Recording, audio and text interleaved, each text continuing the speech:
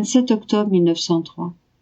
Seul l'amour fait agir la créature à la manière divine. J'étais dans mon état habituel et j'ai vu mon adorable Jésus pendant quelque temps.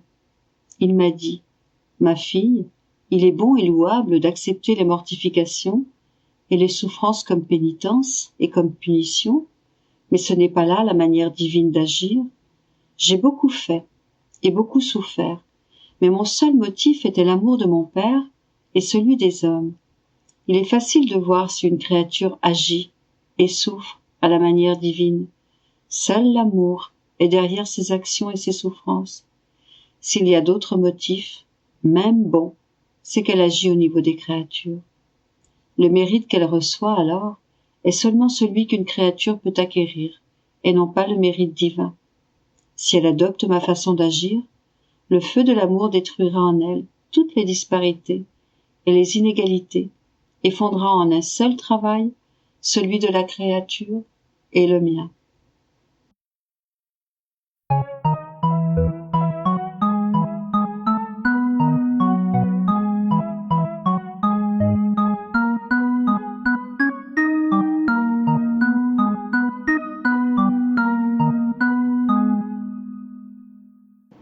« 27 octobre 1904.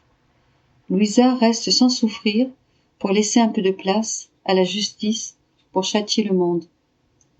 Je me trouvais dans mon état habituel et j'ai vécu des moments très agités, non seulement à cause de la presque totale absence de mon seul et unique bien, mais aussi parce que, étant hors de mon corps, je voyais que les gens allaient s'entretuer, comme des chiens, et que l'Italie allait être impliquée dans une guerre avec d'autres nations.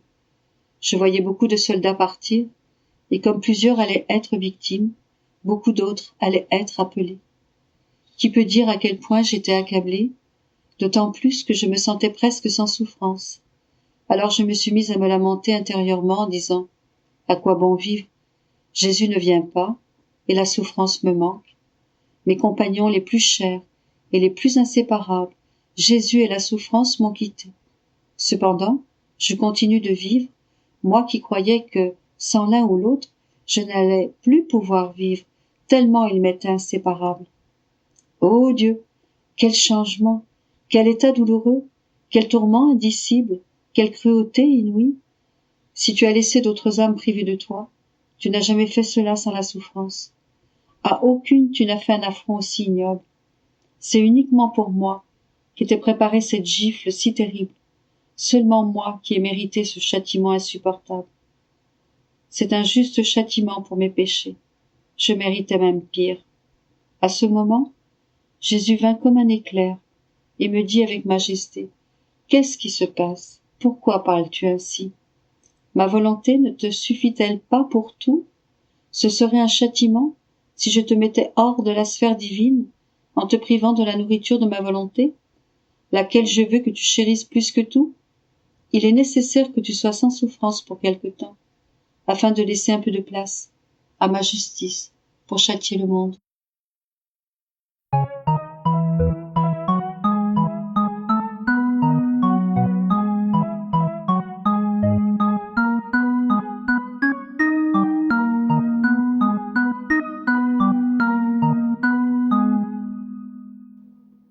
« 27 octobre 1921.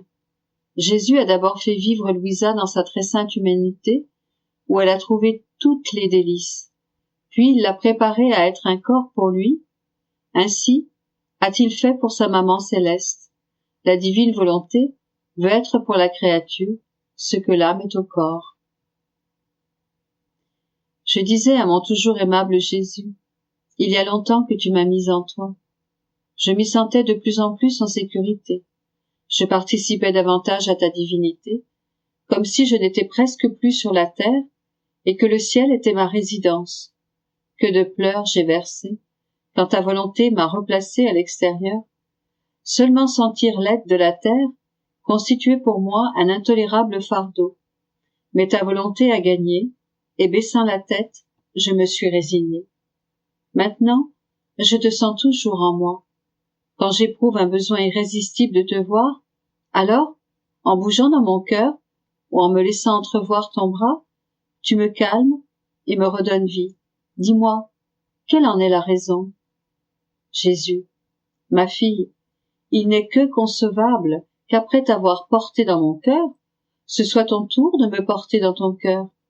Si je t'ai placé dans mon cœur, c'est parce que je voulais parfumer ton âme et mettre en toi un nouveau ciel, afin de constituer en toi une demeure digne de moi. Il est vrai que tu t'es senti plus en sécurité et que tu as été envahi par plus de joie. Mais la terre n'est pas un endroit de délices. Les souffrances sont son héritage et la croix est le pain d'effort. De plus, pour établir en toi ma volonté, il était nécessaire que je vive en toi et que je sois comme l'âme de ton corps. Ma volonté ne peut descendre dans une âme que d'une manière spéciale, hors de l'ordinaire. Elle ne peut le faire à moins que l'âme ne reçoive des privilèges très particuliers. Ainsi, moi, le Verbe éternel, je n'aurais pu descendre en ma mère bien-aimée sans ces privilèges spéciaux, c'est-à-dire si le souffle divin ne l'avait pas pénétrée comme une nouvelle création et ne l'avait pas rendue merveilleuse, supérieure à tous et à toutes les choses créées. C'est ce qui est arrivé en toi.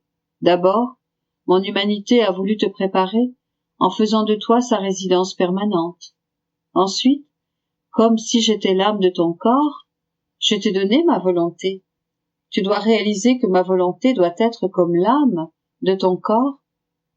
De fait, cela se produit même entre nous, les trois personnes divines. Notre amour est grand, infini et éternel, mais si nous n'avions pas une volonté animant cet amour, celui-ci serait inerte et sans œuvre. Notre sagesse accomplit l'incroyable. Notre pouvoir peut tout écraser en un instant et tout refaire à l'instant suivant. Mais si nous n'avions pas une volonté pour manifester notre sagesse, comme par exemple elle a été manifestée dans la création, où nous avons tout ordonné et harmonisé et avec notre pouvoir empêché qu'elle se modifie le moindrement, alors ni notre sagesse ni notre pouvoir n'auraient réalisé quoi que ce soit. Il en va ainsi pour tous nos autres attributs. Ainsi, je désire que ma volonté soit l'âme de l'être humain, un corps sans âme et sans vie. Quoiqu'il comporte tous les sens, il ne voit pas, ne parle pas, n'entend pas et n'agit pas. C'est une chose inutile, voire insupportable. Mais s'il est animé, que ne peut-il pas accomplir? Ils sont nombreux ceux qui se rendent inutiles et insupportables parce qu'ils ne sont pas animés par ma volonté. Ils sont comme des usines électriques ne donnant pas de lumière, ou des autos sans moteur, rongés par la rouille et la poussière, incapables de bouger. Ah, comme ils sont pitoyables! Si une créature n'est pas animée par ma volonté, une vie de sainteté manque. Je veux être en toi, comme l'âme de ton corps. Ma volonté y apportera de nouvelles créations surprenantes. J'y donnerai une vie nouvelle à mon amour, un nouveau chef-d'œuvre à ma sagesse, un nouveau mouvement à mon pouvoir.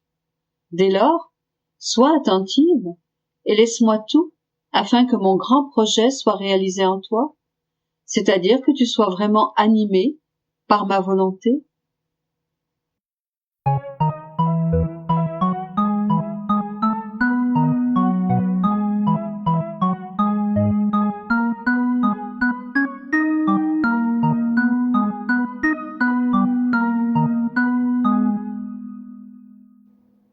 « 27 octobre 1922.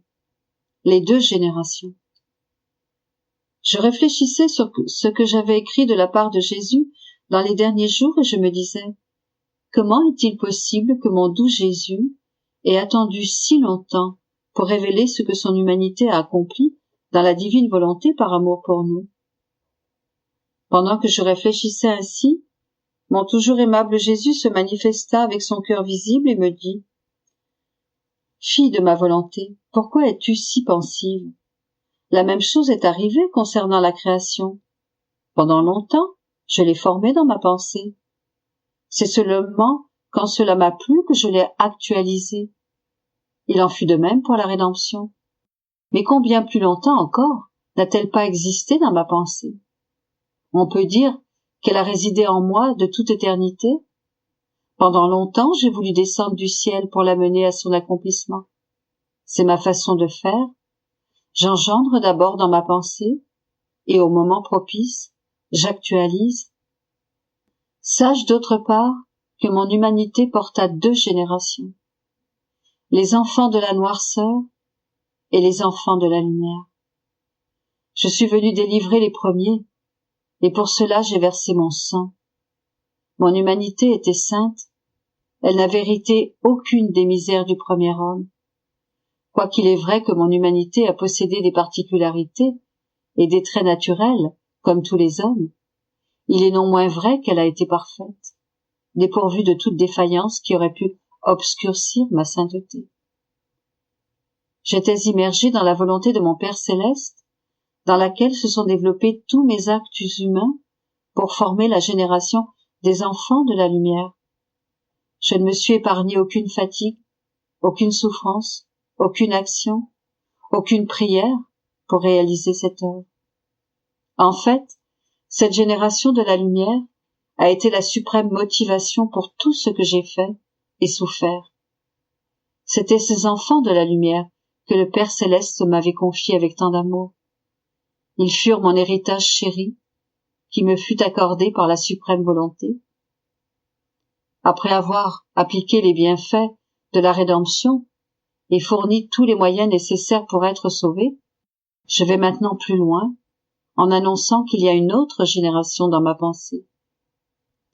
La génération de mes enfants, destinés à vivre dans la divine volonté. Pour eux, j'ai préparé toutes les grâces, accompli tous mes actes intérieurs dans la volonté éternelle. Si mon humanité n'avait pas eu à donner la divine volonté, qui est le motif premier de mon amour et la source d'où viennent tous mes bienfaits, alors ma venue sur la terre aurait été incomplète. Non seulement je ne pourrais pas dire que j'ai tout donné, mais au contraire, j'aurais omis ce qui est le plus grand, le plus noble et le plus divin. Vois-tu pourquoi il est si nécessaire que ma volonté soit connue sous tous ses aspects, que soient connus ses prodiges, ses effets, sa valeur? Vois-tu aussi pourquoi il est si nécessaire de faire connaître tout ce que j'ai réalisé pour les créatures et ce que les créatures doivent elles-mêmes réaliser? La connaissance de ces choses sera un aimant puissant pour les attirer, pour les inciter à recevoir l'héritage de ma volonté et pour faire poindre cette génération des enfants de la lumière. Sois attentive, ma fille, tu seras le porte-parole et la trompette pour convoquer cette nouvelle génération que je chéris tant et que je désire si ardemment. Après s'être retiré pour un moment, il revint, mais il était si égaré qu'il faisait pitié. Il se lança dans mes bras comme pour trouver un soulagement. À cette vue, je lui ai dit: « Qu'est-ce qui ne va pas, Jésus? Tu es si affligé. » Il répondit: « Ah, ma fille, tu ne sais rien de ce qu'ils veulent faire. Ils veulent jouer Rome. Non seulement des étrangers, mais également des Italiens veulent la soumettre à un pari. Leurs projets sont si malicieux et nombreux que ce serait un moindre mal pour la terre que de cracher du feu pour les incinérer. Regarde, des gens viennent de partout pour donner l'assaut. Ce qui est pire, c'est qu'ils viennent déguisés en agneaux, alors qu'ils sont des loups voraces, prêts à dévorer leur proie. Quel plan diabolique ils concoctent pour réunir leurs forces pour l'assaut. Prie, c'est le dernier précipice dans lequel les créatures désirent se lancer en ces temps.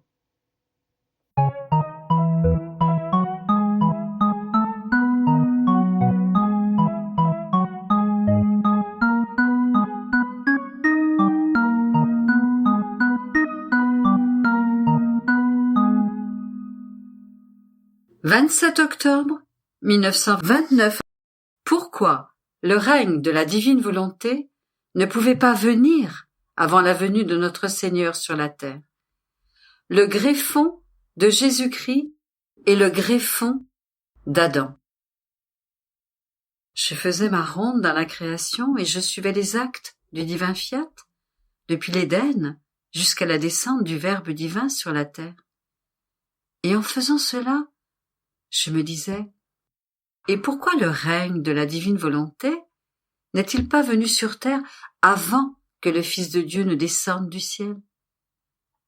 Et mon doux Jésus, profitant de ce que je pensais, ou plutôt, il me semble que lorsqu'il veut me parler, il me donne les réflexions. Il fait se lever en moi des doutes et des difficultés, et le désir de savoir bien des choses sur son royaume.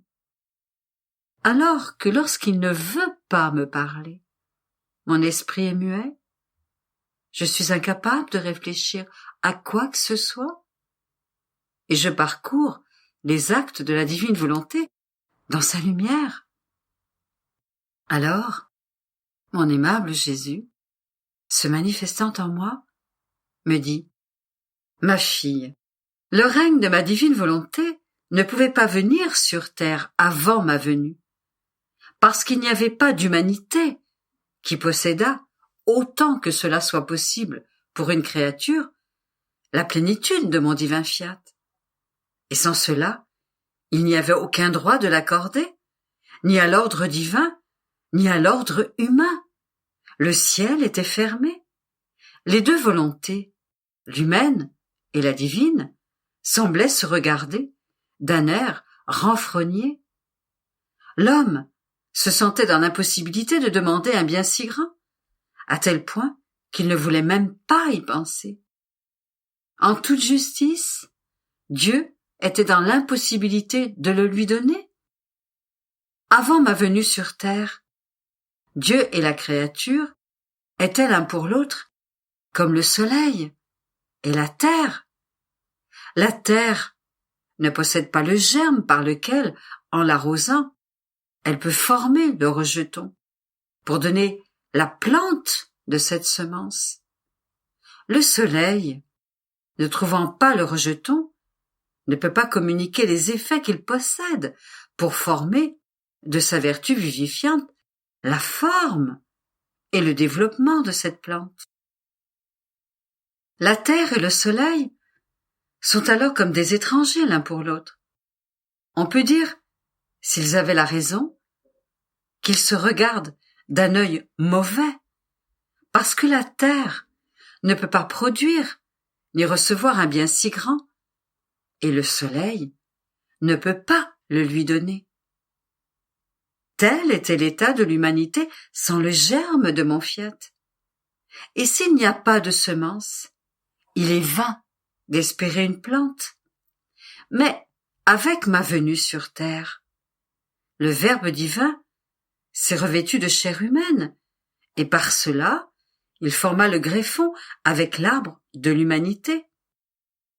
Mon humanité se prêta à servir de germe au Verbe éternel, et ma divine volonté forma le nouveau greffon avec ma volonté humaine. C'est alors, comme j'étais la tête de toutes les générations humaines, qu'avec justice, du côté humain comme du côté divin, ils furent capables de recevoir le règne de ma divine volonté, et que Dieu fut en mesure de la donner. Or, lorsqu'un greffon est posé, il n'assimile pas immédiatement, mais, petit à petit, la force des nouvelles humeurs. Par conséquent, il donne peu de fruits au tout début, mais à mesure qu'il se forme, les fruits augmentent, deviennent plus gros et plus savoureux, jusqu'à ce que l'arbre entier soit formé, chargé de branches et de fruits. Tel est le greffon posé par moi sur l'arbre de l'humanité.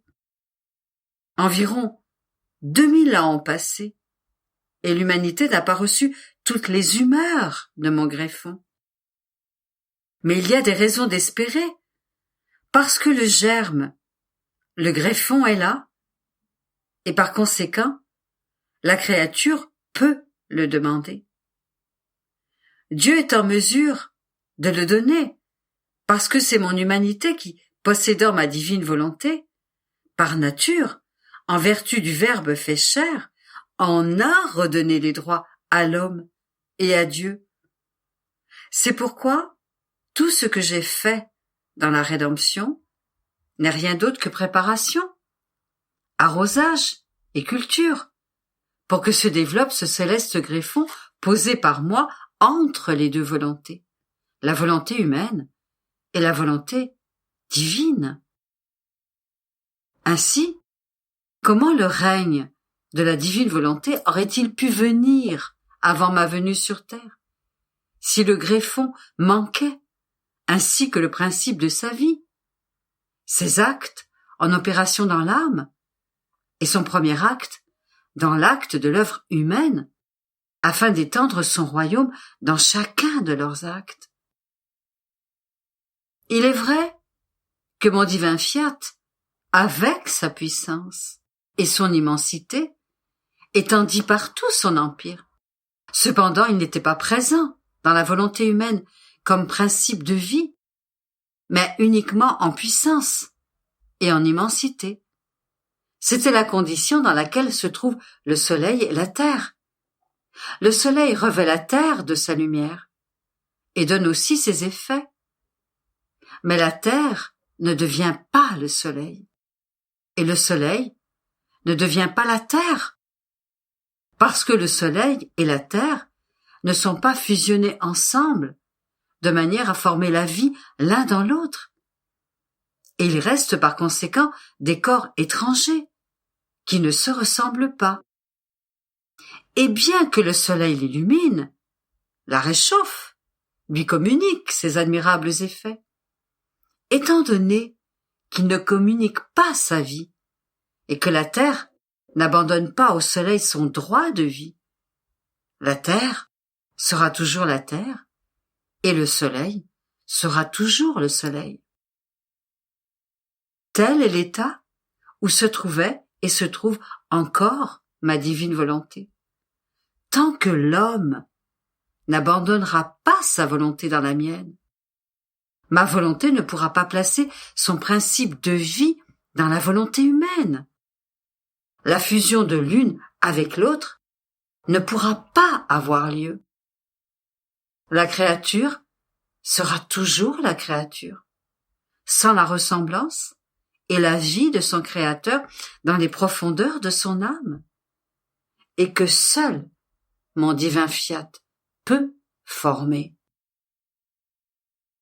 Par conséquent, il y aura toujours dissemblance et distance, même si mon divin vouloir l'illumine et lui communique ses admirables effets par bonté et libéralité, et en vertu de la puissance et de l'immensité qu'il possède par nature. D'autant plus que, en péchant, en faisant sa volonté humaine, Adam a non seulement formé le ver dans le bois, à la racine de l'arbre de l'humanité, mais il y ajouta le greffon, un greffon qui communiqua toutes les mauvaises humeurs, qu'au cours des siècles, le greffon d'Adam produirait dans l'arbre de l'humanité. Au commencement, un greffon ne peut produire ni un grand bien, ni de grands maux, mais uniquement le commencement du mal et du bien. En fait, Adam n'a pas commis les nombreux maux des générations humaines, mais il a fait uniquement le greffon. Et il fut pourtant la cause des torrents de maux. D'autant plus que, étant donné qu'il n'avait pas immédiatement le greffon opposé de ma venue sur terre, mais que des siècles et des siècles devaient s'écouler, les humeurs mauvaises continuaient à grandir, les maux se multipliaient, et l'on ne pouvait même pas penser au royaume de ma divine volonté. Mais lorsque je suis venu sur terre, j'ai formé avec ma conception le greffon opposé avec l'arbre de l'humanité, et les maux ont commencé à cesser. les humeurs mauvaises à être détruites. Ainsi, tout l'espoir est là que le royaume de ma divine volonté sera formé parmi les générations humaines. Les nombreuses vérités que je t'ai manifestées sur mon divin fiat sont dégorgées de vie, qui tantôt arrosent, tantôt cultivent, et font pousser les humeurs de l'arbre de l'humanité greffé par moi. C'est pourquoi, si la vie de mon divin fiat est entrée dans l'arbre de mon humanité et a formé le greffon, il y a toutes les raisons d'espérer que mon royaume aura son sceptre, son juste règne et son commandement parmi les créatures. Par conséquent, prie et ne doute pas.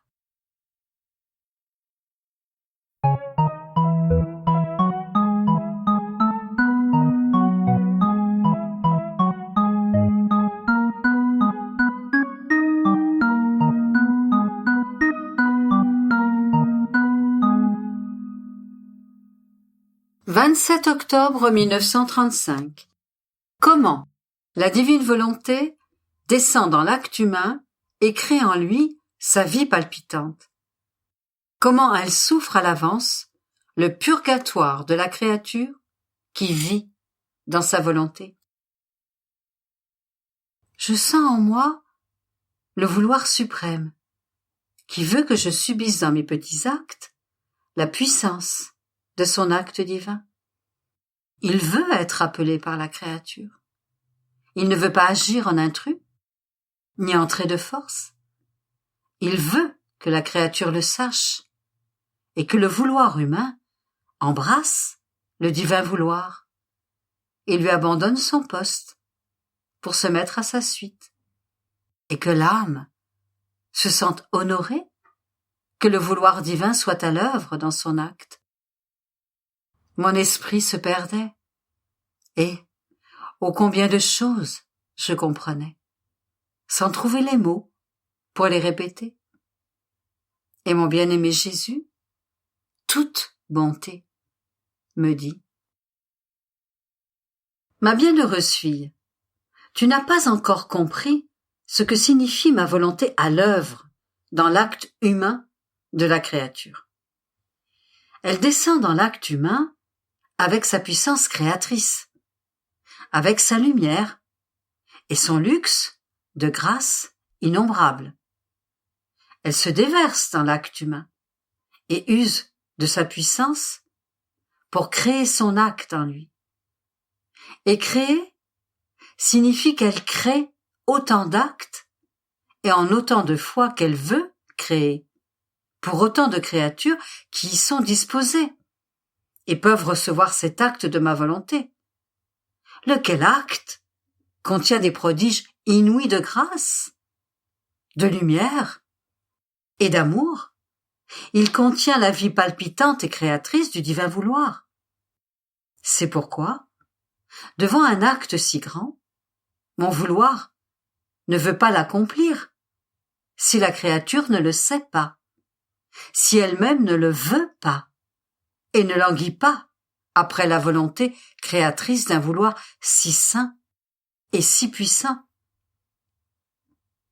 Quelle différence, ma fille, avec la créature qui fait le bien et prie, parce qu'elle sent que c'est son devoir, que la nécessité le lui impose, ou encore parce qu'elle souffre, ou qu'elle s'y sent obligée.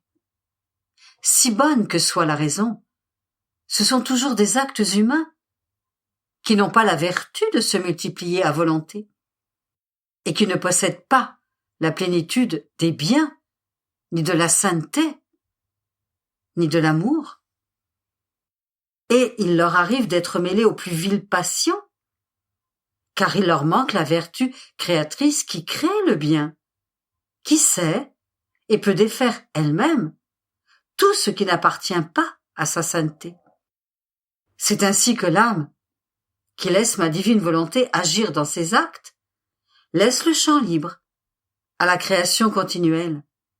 Et, oh, comme ma volonté se sent glorifiée et aimée de pouvoir créer ce qu'elle veut dans l'acte de la créature. Elle sent que sa souveraineté, son empire et sa royauté sont reconnus, aimés et respectés. Les cieux en tremblent, et tous sont plongés dans un acte de profonde adoration lorsqu'ils voient ma divine volonté créée dans l'acte de la créature. Oh, si les créatures savaient ce que signifie la vie dans mon divin vouloir, elles rivaliseraient entre elles pour vivre dans mon vouloir, qui serait peuplé des enfants de ma volonté.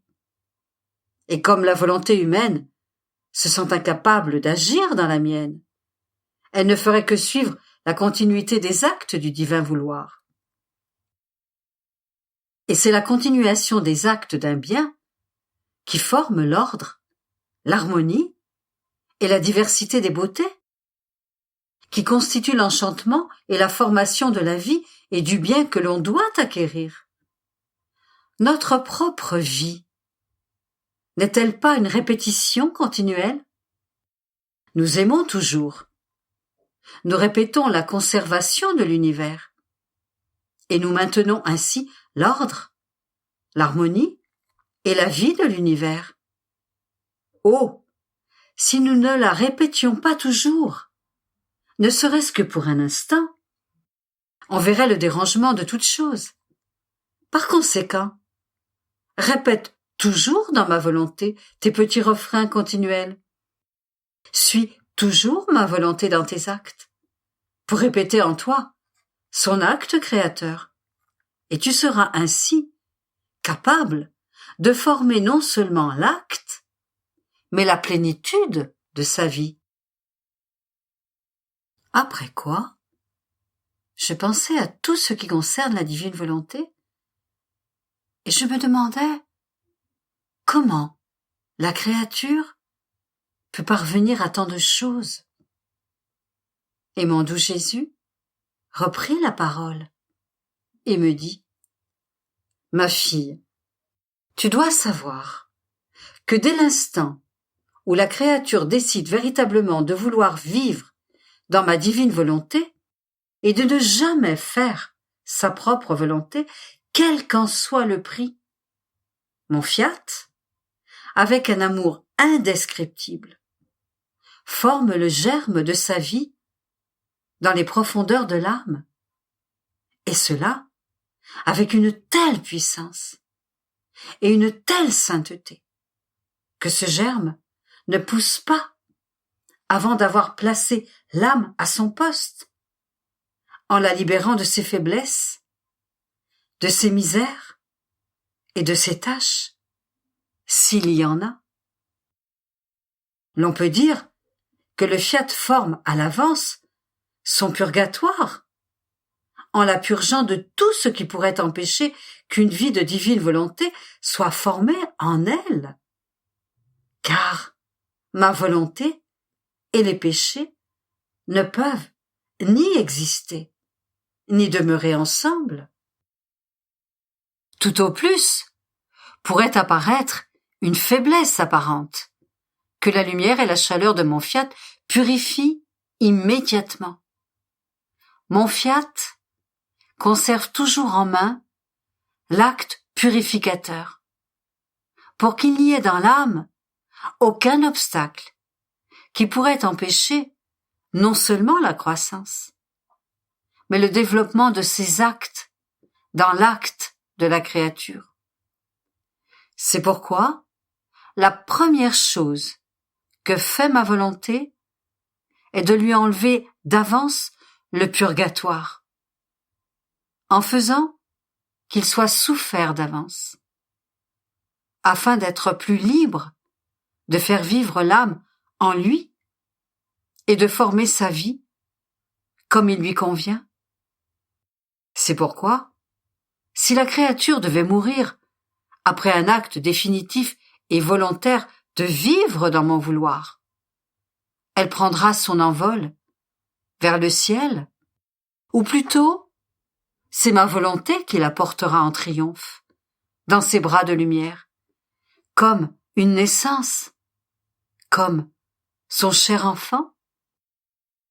Et s'il n'en était pas ainsi, on ne pourrait pas dire que votre volonté soit faite sur la terre comme au ciel. Ce serait une façon de parler, et non une réalité. Au ciel, où elle règne, il n'y a ni péché, ni purgatoire. Et si ma volonté règne dans la créature sur la terre, il ne peut y avoir ni péché, ni peur du purgatoire. Mon fiat sait comment tout purifier parce qu'il veut être seul, à son poste, pour régner et dominer.